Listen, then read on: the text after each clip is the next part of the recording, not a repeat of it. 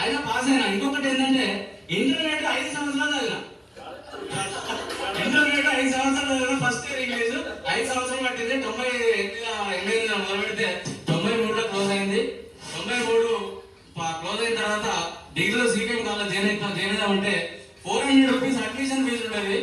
అప్పుడు 400 rupees no money, 400 rupees ఇస్తూ లేరు. చదువు అవి కూడా కష్టం. చాలా పని చేసినా అయిపోయింది. మళ్ళీ 94లో ఇంటికి వచ్చి ఇన్కమ్ సర్టిఫికేట్, క్యాస్ట్ సర్టిఫికేట్ అవన్నీ పట్టుకొని తీసుకుపోయి కాలేజీలో సీకేఎం కాలేజ్ జాయిన్ కావడం జరిగింది. అది ఓన్లీ 1 ఇయర్ చదివిన. ఒక్క తెలుగు పాస్ అయిన వల్ల కూడా ఇంటర్ డిగ్రీ మొత్తం ఓన్లీ తెలుగు పాస్ అయినా. అది కూడా స్టైఫండ్ 1700 వచ్చి దానికోసం చదవడం జరిగింది. ఇలా నా ప్రయాణం అంతా కొనసాగింది. 98లో నాకు పెళ్ళైంది.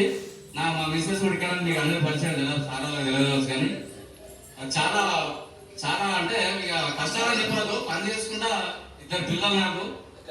నా పిల్లలు 2 అమ్మాయిలు నాకు. ఒక అమ్మాయి మెడిసిన్ ఇప్పుడు ఆమె అంటే 4th ఇయర్ అయిపోయింది. ఇంటర్న్షిప్ ఇంకొక 2 మంత్స్ అయిపోతుంది. చిన్న అమ్మాయి ఎంటెక్ ఉస్మానియాలో అయిపోయింది. బీటెక్ బాధలు అయిపోయింది. చిన్న అమ్మాయి ఎంటెక్ అయిపోయింది.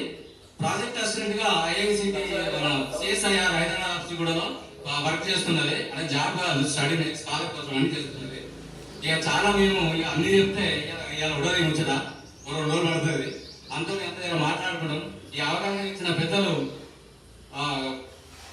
అన్నగారు రగన్న గారికి మైక్ ఇస్తున్నా. థ్యాంక్ యూ, ధన్యవాదాలు. తిరుపతి గారికి, తిరుపతి అన్నగారికి రావాల్సిందిగా కోరుతున్నాను.